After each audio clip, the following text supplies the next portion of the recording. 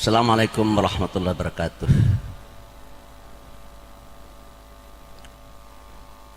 Alhamdulilladzi arsala rasulahu bil huda wa dinil haqq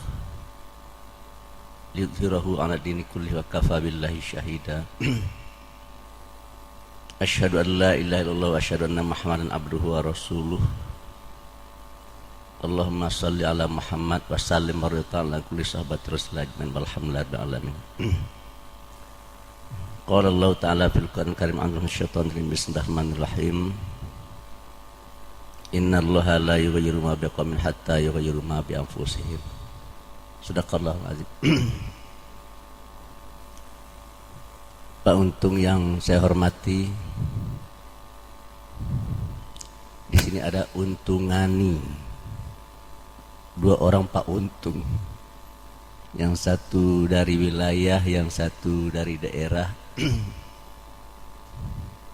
Yang saya hormati Pak Ali yang tadi belum sempat saya ketemu karena beliau katanya sedang memberikan ceramah di suatu tempat. Betul Pak Ali? Mana Pak Alinya? Pak Ali juga udah pergi barangkali ya. Dan Pak Sardono ya, yang sekretaris PCM, dan Ananda Arif, kemudian yang tadi menjadi kepala SMA yang saya hormati, Bapak dan Ibu yang saya muliakan. Saya tidak tahu ya mau bicara apa saya ini. Tetapi setelah melihat apa yang bisa saya saksikan dengan mata kepala saya punya usul. Tolong moto dari Darul Khair ini dirubah. Saya tidak tahu apakah istilahnya moto atau apa ya, tapi yang saya dengar tadi gini, Darul Khair untuk Gunung Kidul. Kok kecil amat begitu? Ya. Padahal tadi saya lihat kemampuan dari anak-anak kita ya, baik dalam bahasa Inggris ataupun dalam bahasa Arab luar biasa. Kalau itu motonya menurut saya adalah Gunung Kidul untuk umat, untuk bangsa dan untuk dunia, begitu semestinya itu. Ya, karena saya yakin dan percaya titik lemah bangsa Indonesia ini adalah dalam masalah bahasa. Dulu ketika Ketua Kamar Dagang Indonesia, Saudara Abu Rizal Bakri, beliau mengeluh. Apa yang beliau keluhkan? Di dalam transaksi-transaksi internasional itu orang Indonesia selalu kalah. Nah, salah satu penyebabnya itu adalah karena orang Indonesia tidak bisa menjelaskan proposal yang dia buat dalam bahasa Arab yang baik. Orang Indonesia tidak bisa menjelaskan proposal yang dia buat dalam bahasa Inggris yang baik. Dan negeri kita sering kalah dengan negara tetangga kita, Malaysia dan Filipina. Karena orang Malaysia dan orang Filipina pandai berbahasa Inggris. Timbul pertanyaan, mengapa orang Malaysia dan orang Filipina pandai berbahasa Inggris? Karena Malaysia dijajah oleh Inggris, Filipina dijajah oleh Amerika. Ya, sehingga akhirnya bahasa Inggris itu menjadi bahasa dalam percakapan sehari-hari. di Malaysia dan Indonesia. Negeri kita dijajah oleh Belanda. Dan saya lihat tidak banyak yang pandai berbahasa Belanda. Yang pandai berbahasa Belanda adalah orang-orang yang mendekat-dekat dengan mereka. Sementara sebahagian kita dari rakyat Indonesia ini tidak mau mendekat. Sehingga mereka biasanya membuat sekolah, membuat pesantren yang jauh dari kota, yang kira-kira tidak akan terjangkau oleh company tersebut gitu. Nah, sehingga akibatnya tidak ada orang kita yang pandai berbahasa Belanda. Ya, padahal bahasa Belanda itu juga adalah merupakan salah satu bahasa ilmu pengetahuan ya. Tetapi menurut saya ke depan yang diperlukan tidak hanya bahasa Inggris dan bahasa Arab. Karena yang namanya negara adik kuasa itu oleh Allah akan dipergilirkan. Mau atau tidak mau kita, yang namanya negara adik kuasa itu tidak akan pernah menetap pada satu suku bangsa atau pada satu negara. Bisa nggak Pak Anrabas membuktikan apa yang Pak Anrabas sampaikan tersebut? Bisa. Kita baca saja sejarah dan kita lihat data empiriknya. Di zaman Nabi ada dua kerajaan besar, yaitu Bizantium dan Persia. Itu yang namanya Kaisar Heraklius itu hebatnya luar biasa. Yazdajir itu hebatnya luar biasa. Tidak terbayang oleh orang ketika itu yang namanya Bizantium itu akan hancur, yang namanya Persia itu akan hancur. Tetapi faktanya hancur. Dan muncullah daulat Bani Umayyah yang berpusat di Baghdad dan juga yang berpusat di Spanyol. Tetapi tidak lama kemudian daulat Bani Umayyah juga hancur dan muncullah daulat kakek saya, daulat Abbasiyah. Ratusan tahun dia mendominasi dunia, tapi akhirnya hancur juga. Kemudian muncul daulat Turki Utsmani, hebat sekali. Separuh daratan Eropa itu dikuasai oleh Turki Utsmani. Inggris, Jerman, Prancis tidak ada apa-apanya waktu itu. Di zaman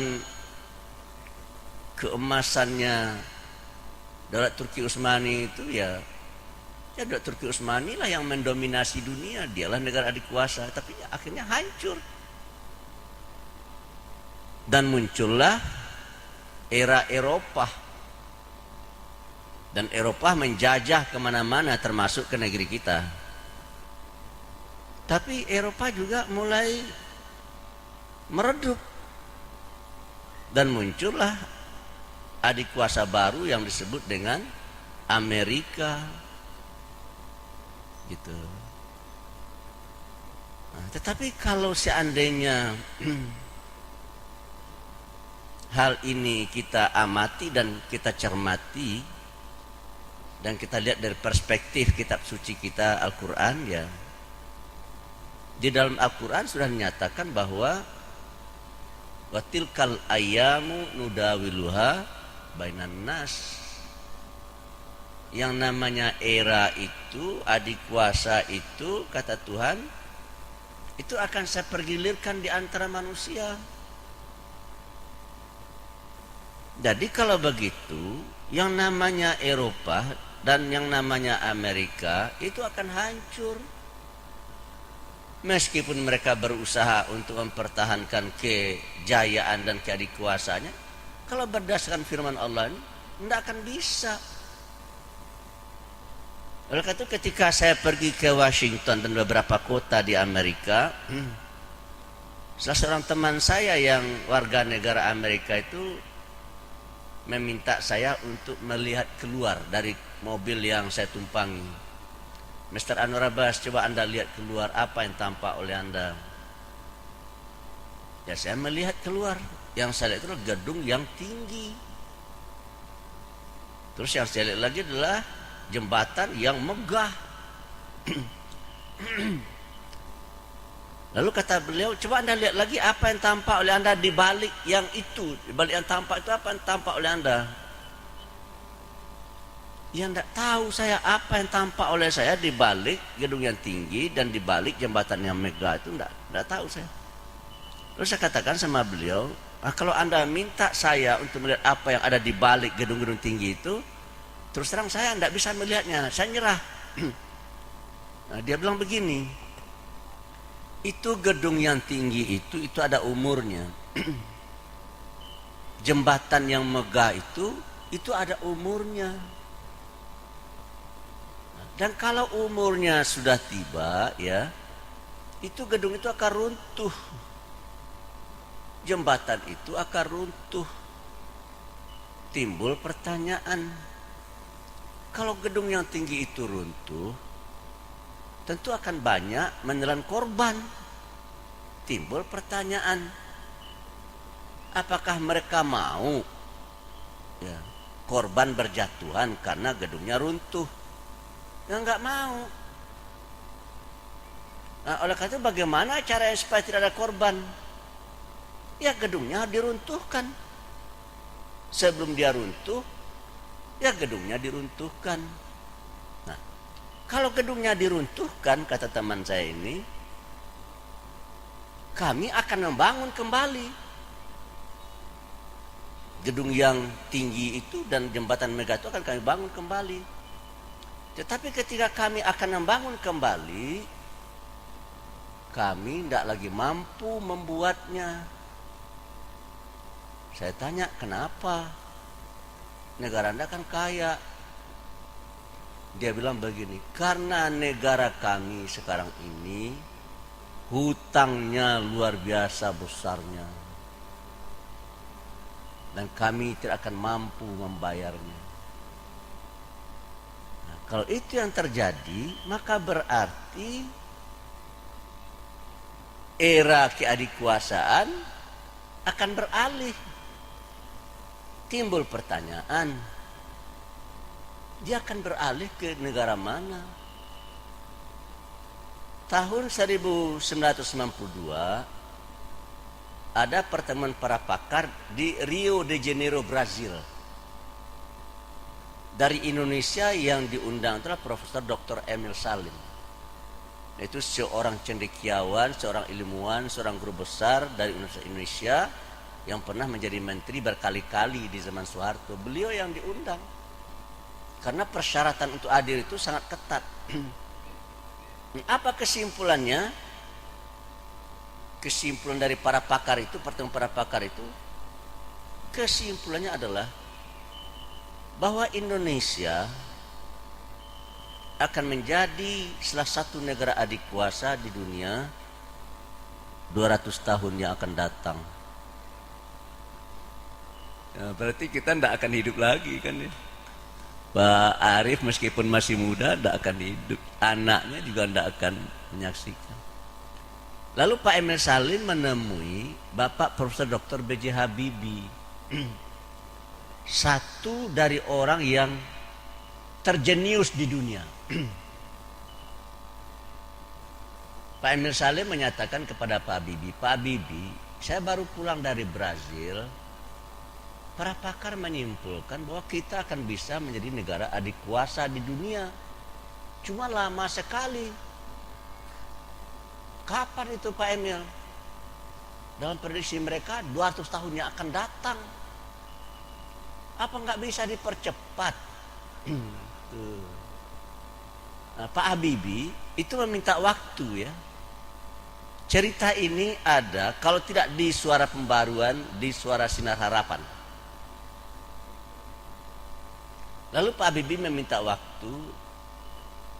Lalu setelah beliau mencoba merenung, beliau panggil Pak Emil Salim. Pak Emil, bisa dipercepat menjadi 50 tahun.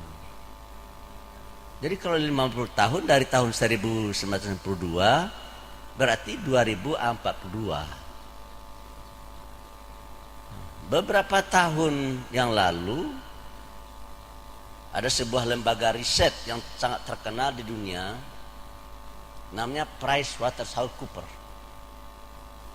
Dan juga ada lembaga lain namanya McKinsey, membuat prediksi. Bukan ramalan. Kalau ramalan itu bisa dilakukan oleh dukun ya. Yang memprediksi itu adalah para ahli. Dalam kesimpulan mereka, Indonesia akan menjadi salah satu negara adikuasa di dunia, menempati ranking 4 terbesar produk domestik brutonya tahun 2040-2050. Jadi kalau seandainya tahun 2040 berarti 22 tahun yang akan datang, umur saya mungkin sekitar 85 tahun, mungkin nggak hidup saya lagi. Tapi kalau Mas Arief ini dia umurnya 34 tambah 18 tahun berarti ya 52 ya.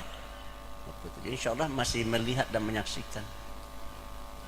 Oleh kata Bapak dan Ibu, pusat-pusat peradaban dunia akan bergeser.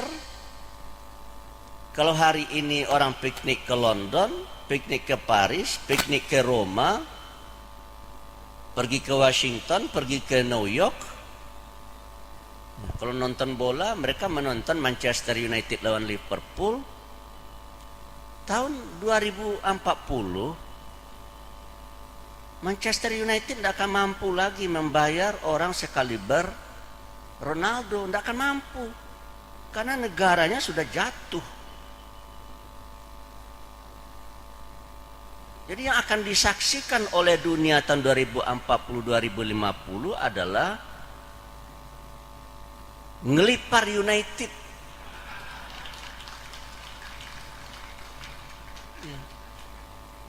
Melawan Beijing United gitu. Bapak mungkin mengira saya bercanda. Saya tidak bercanda.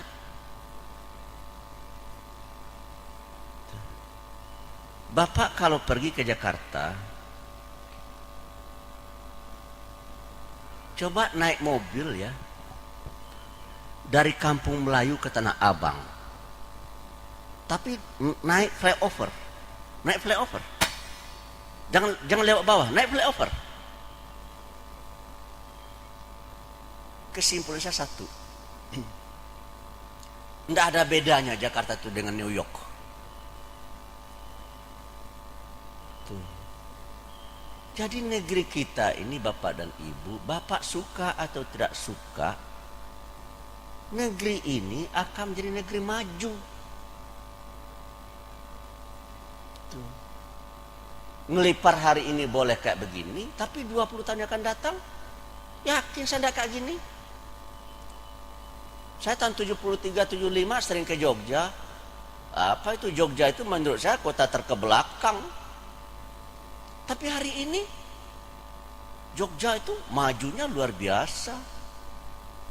Surabaya, Makassar.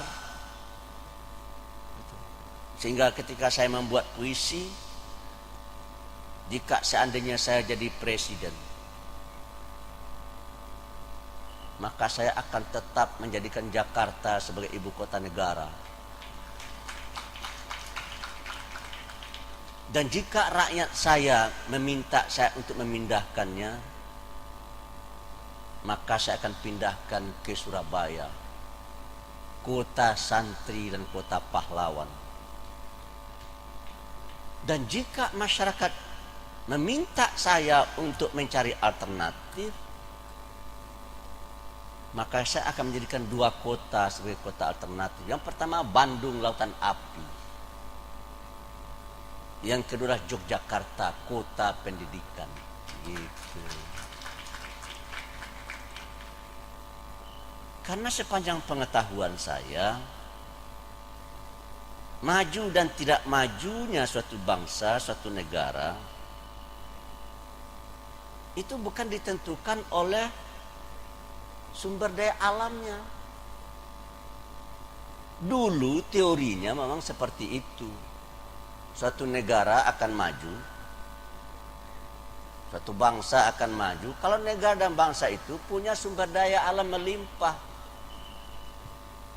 Makanya Inggris, Belanda, Prancis, Spanyol, Itali tidak punya sumber daya alam melimpah. Maka dia cari daerah-daerah yang punya sumber daya alam melimpah. Salah satunya yang mereka temukan itulah di Indonesia ini. Lalu mereka jajah. Setelah mereka jajah, mereka kuras. Bapak kalau pergi ke Belanda, Bapak akan menemukan kota yang bunyinya begini: Amsterdam, Rotterdam, Notre Dame. Itu kota apa itu? Itu kota yang nggak mungkin dibangun kota di situ karena dia laut. Itu Amsterdam itu ada laut. Rotterdam itu ada laut. Cuma laut itu dia bendung.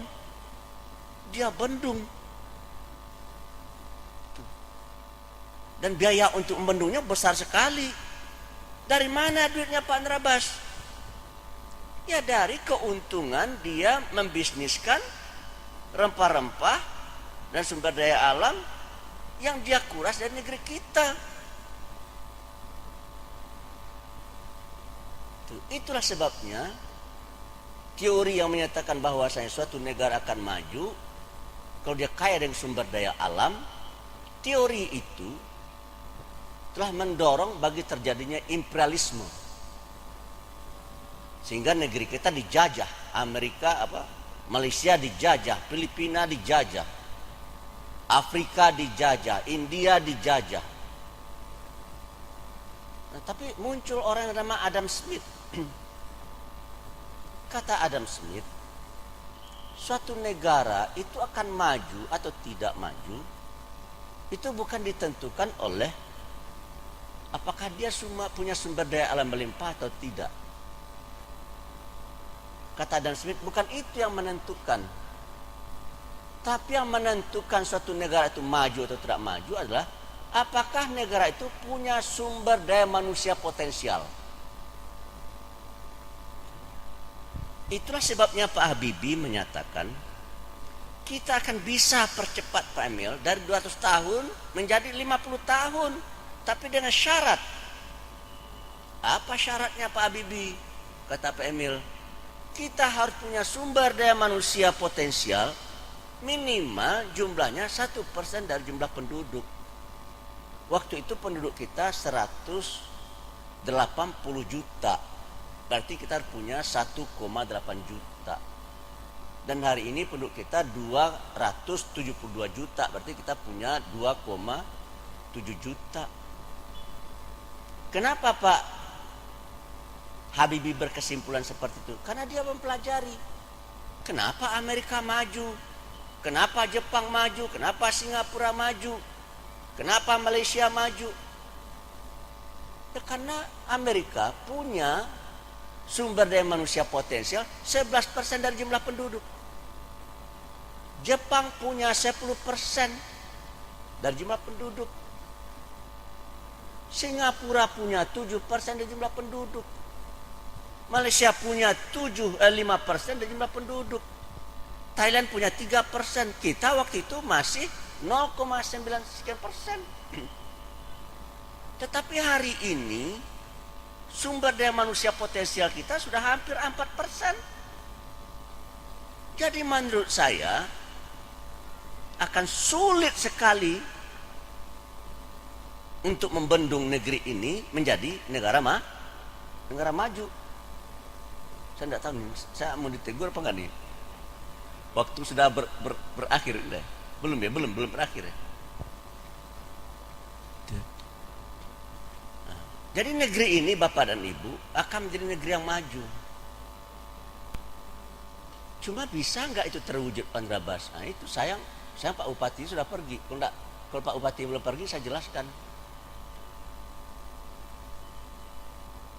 Negeri ini akan bisa maju kalau persatuan dan kesatuan di antara kita tetap kuat.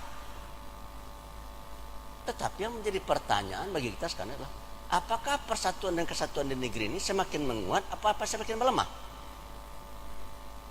Dalam kesimpulan saya, bukan semakin menguat, tapi semakin melemah. Kenapa semakin melemah Pak Andrabas? Ya, karena umat Islam nyari setiap hari disudut-sudutkan terus. Yang namanya orang Bapak dan Ibu ya, mereka mau disalahkan, tapi kalau disalah-salahkan terus, mau nggak mereka terima? Nggak mau. Yang namanya kesabaran itu ada batasnya. Oleh karena itu, kalau kesabaran dari umat ini sudah sampai ke puncaknya, maka negeri ini menurut saya akan porak-poranda. Dan yang memprediksi negeri ini akan porak-poranda dan yang mengatakan negeri ini akan porak-poranda bukan saya yang pertama. Namanya Prabowo Subianto. Prabowo Subianto ketika berdebat dengan Jokowi menyatakan bahwa ada orang di luar negeri yang memperkirakan bahwa negeri ini akan porak-poranda tahun 2030. Kenapa bisa porak-poranda Pak Andrabas? Karena banyak terjadi ketidakadilan. Banyak terjadi praktek-praktek kezaliman. Tidak ada orang di atas dunia ini yang mau dizalimi. Pak polisi mau nggak dizalimi? Mau nggak Pak polisi dizalimi? Nggak mau kan?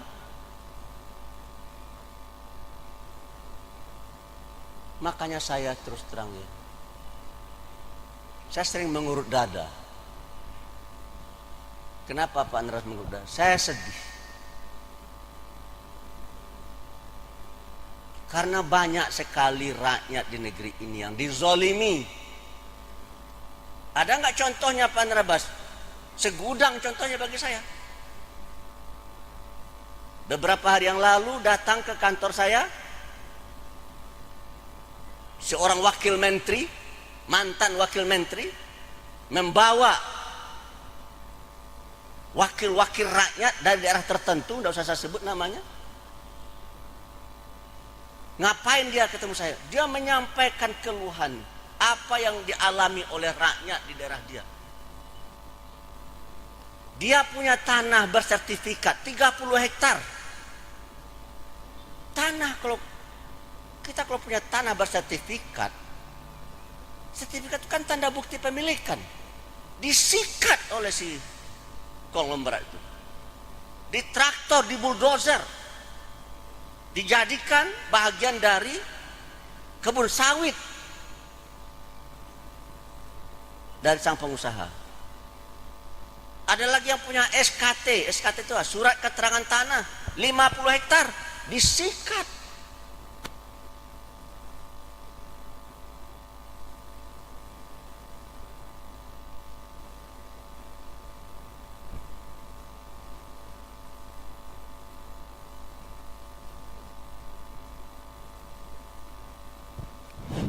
Saya kira saya tidak boleh bicara. Mati ya. Kamu mati itu gimana? Ketekan. Jadi bukan ada yang mensabotase saya ya. Tidak ada ya.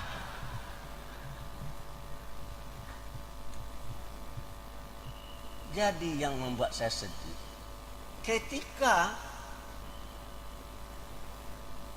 anak-anak bangsa yang dizalimi itu mengadu, malah ditangkap oleh aparat.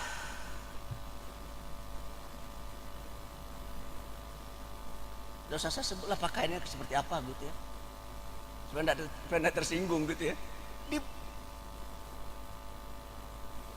Disudutkan, disalahkan. Jadi benarlah kata Profesor Dr. Mahfud MD. Apa kata Mahfud MD? Di negeri ini ada hukum industri. Hukum industri adalah hukum yang mengatur dunia industri. Tapi di samping hukum industri itu ada industri hukum. Apa beda hukum industri dengan industri hukum? Kalau hukum industri, hukum mengatur dunia industri.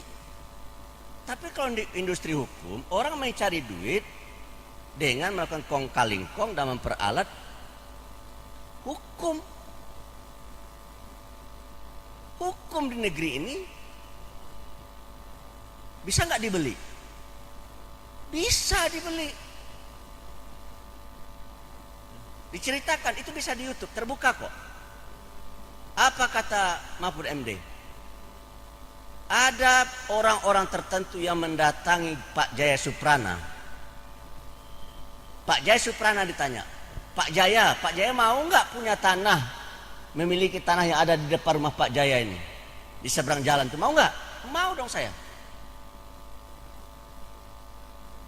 Pak Jaya tanya, bagaimana caranya? Nah, caranya begini. Pak Jaya klaim itu tanah Pak Jaya. Nanti kami yang ngatur semuanya. Ketika dibawa ke pengadilan, bukti-buktinya kami tunjukkan dan nanti Pak Jaya menang. Apa kata Pak Jaya? Saya tidak mau melakukan itu. Jadi Bapak dan Ibu ya, Muhammadiyah ini adalah gerakan Islam. Muhammadiyah adalah gerakan tajdid. Dan jangan lupa, Muhammadiyah adalah gerakan dakwah amar ma'ruf nahi mungkar. Pertanyaan saya, itu kemungkaran atau bukan? Merampas tanah rakyat itu ma'rufat atau amungkarot? Mungkarot. Timbul pertanyaan lagi, kalau itu mungkarot harus dibiarkan atau harus dilarang? Ya harus dilarang, harus dihentikan. Pertanyaan saya, berani nggak Muhammadiyah menghentikannya? Berani? Coba aja. Coba aja. Emangnya tidak ada orang yang mencoba, Pak Nirabas? Ada orang yang mencoba, hilang. Yang mencoba itu hilang. Bapak sudah punya istri, nah bisa hilang. Jadi istri Bapak kehilangan suami. Jadi oleh karena itu bagi saya ya, saya ingin mengakhiri ini. Persatuan dan kesatuan kita dendangkan. Tadi Pak Wali Kota, Pak Bupati mengumandangkan persatuan dan kesatuan. Kita selalu bicara persatuan dan kesatuan. Tapi mereka tidak menghormati persatuan dan kesatuan. Kapan orang kita katakan menghormati persatuan dan kesatuan? Kalau hak-hak orang lain dihargai dan dihormati. Tapi kalau hak orang lain dirampas, itu yang namanya persatuan dan kesatuan itu tidak akan bisa terwujud. Oleh karena itu menurut saya, pemerintah ini harus kembali memahami konstitusi. Tugas negara itu melindungi rakyat. Rakyat yang dilindungi itu adalah rakyat kelas atas, rakyat kelas menengah, rakyat kelas bawah. Tetapi yang dilakukan oleh pemerintah bagaimana? Memang pemerintah sudah melindungi rakyat. Dan bahkan di pasal 33, tugas negara adalah menciptakan sebesar-besar kemakmuran rakyat. Apakah pemerintah sudah lakukan, Pak Andreas? Sudah. Yang namanya sebesar-besar kemakmuran rakyat itu sudah tercipta. Cuma pertanyaan, rakyat yang mana? Itu rakyat yang ada di lapis atas. Masyarakat itu bentuknya kayak piramid ya. Rakyat di atas dan ada di tengah, yang di bawah.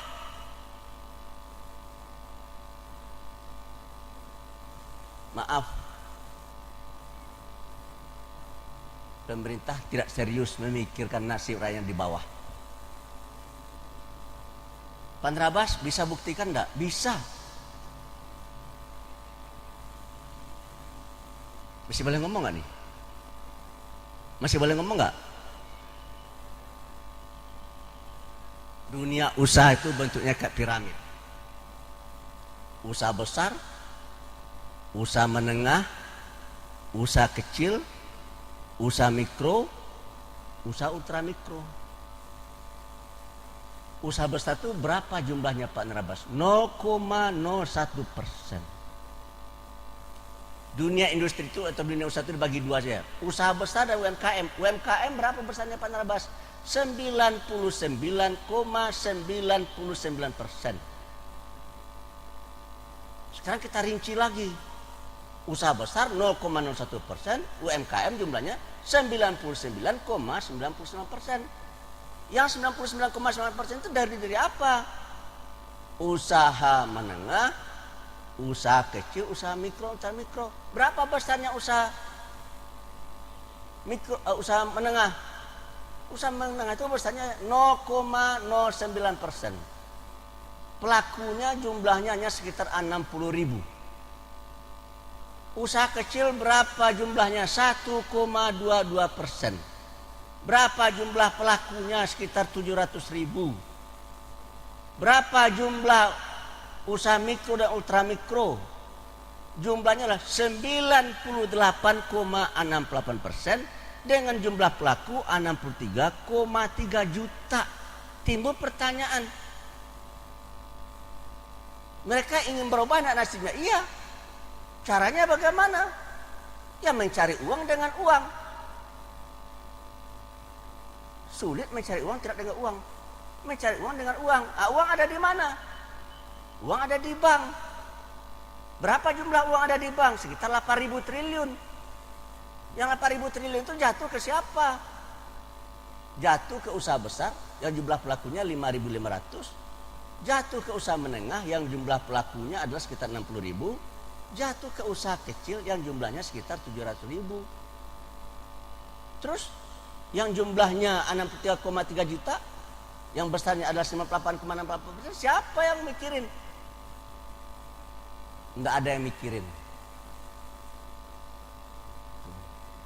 Itulah sebabnya saya tidak setuju dengan merger bank syariah. Kenapa Pak Andra tidak setuju merger bank syariah? Karena kalau dia di merger, dia jadi besar. Kalau dia tidak di merger, dia tetap kecil.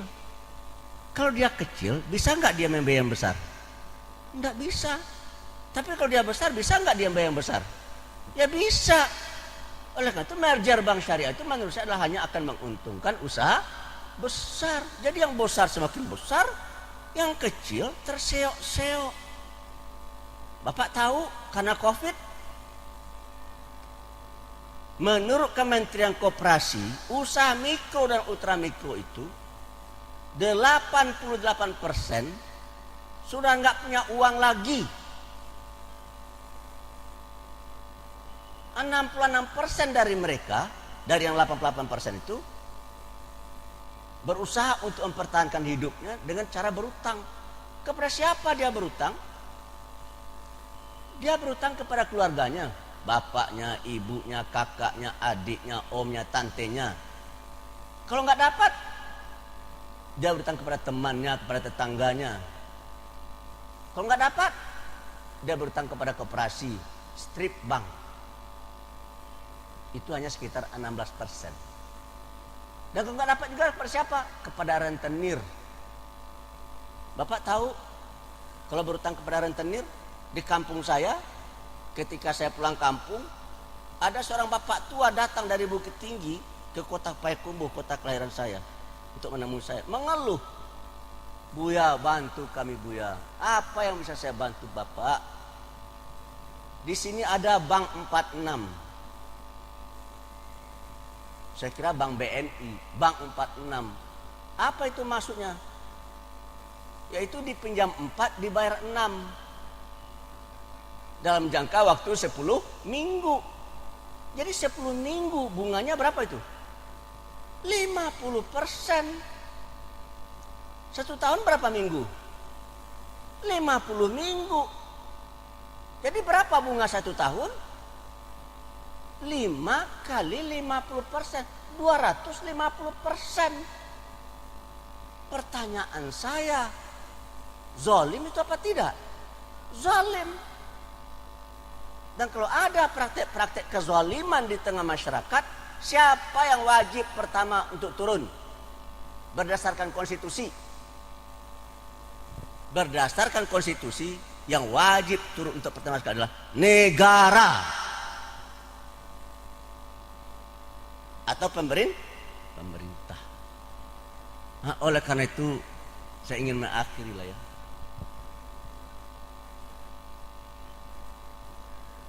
Saya harus memilih kata-kata supaya saya tidak ditangkap. Kesimpulan saya, negeri ini tidak dalam keadaan baik-baik saja.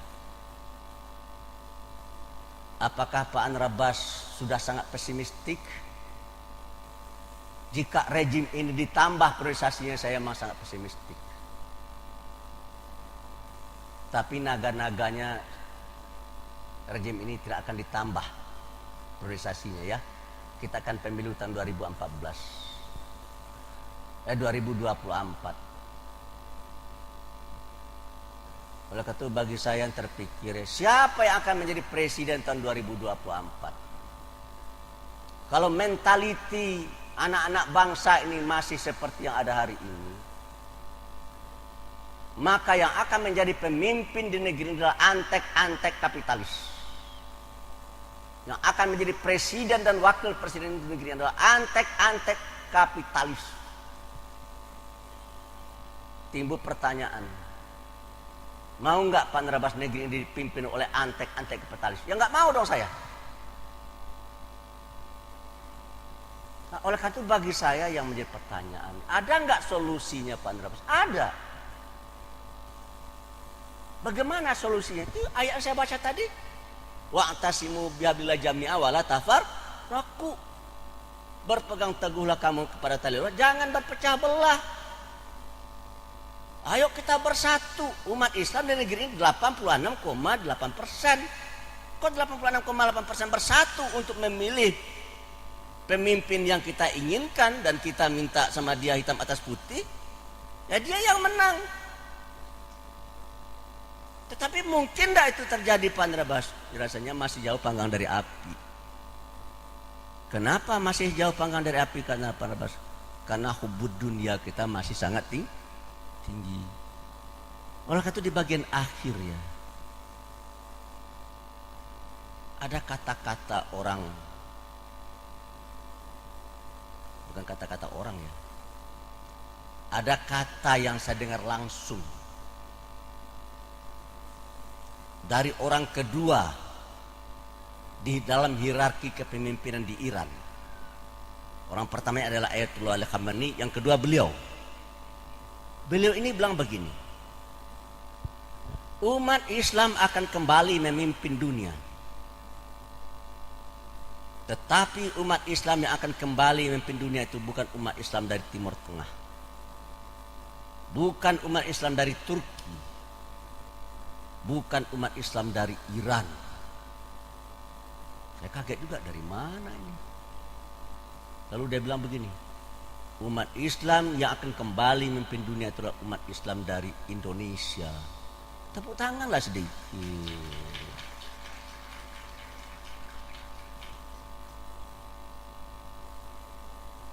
Umat Islam dari Indonesia. Tapi saya titip pesan satu.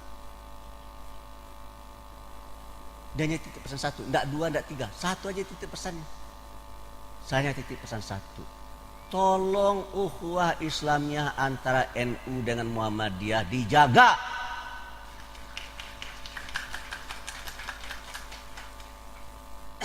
Jadi kesimpulan orang adalah, kalau NU dan Muhammadiyah bersatu, maka negeri ini kita yang menentukan. Tapi kalau tidak bersatu, maka orang yang akan menentukan. Timbul lagi pertanyaan, apa kira-kira orang mau melepaskan powernya? Ya tidak mau.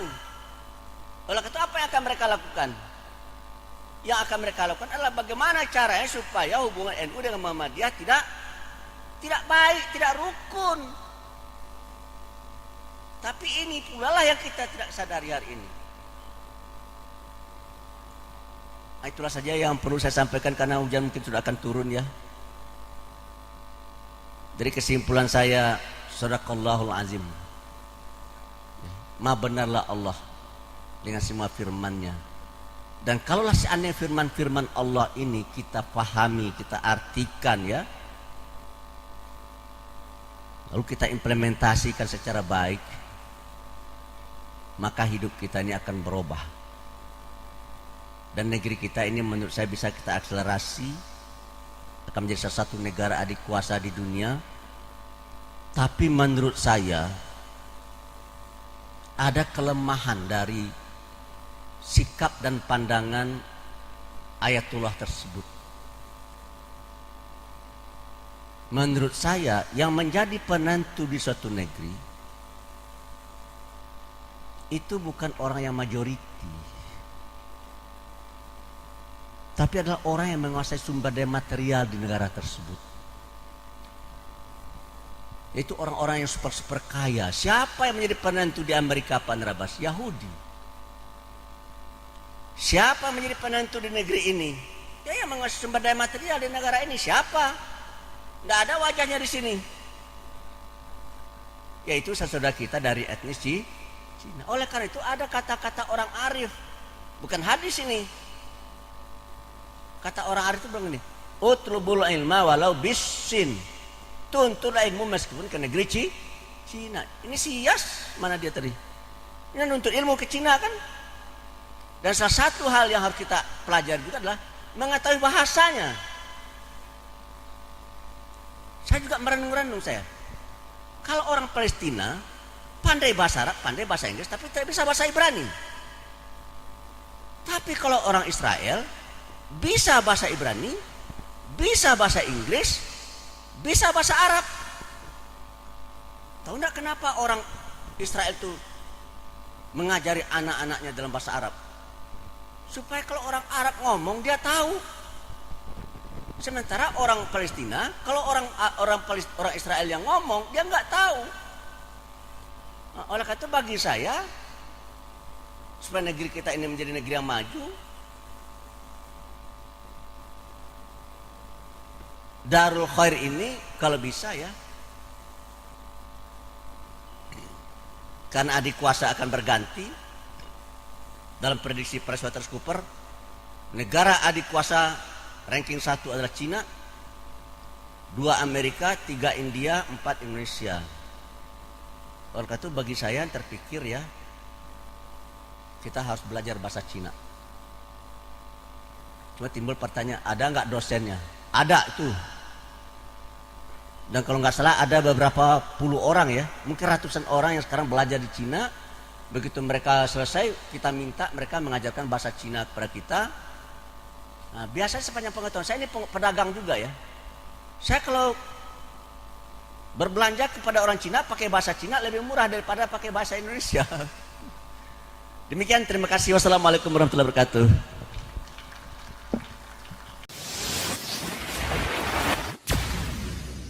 Audio Jungle.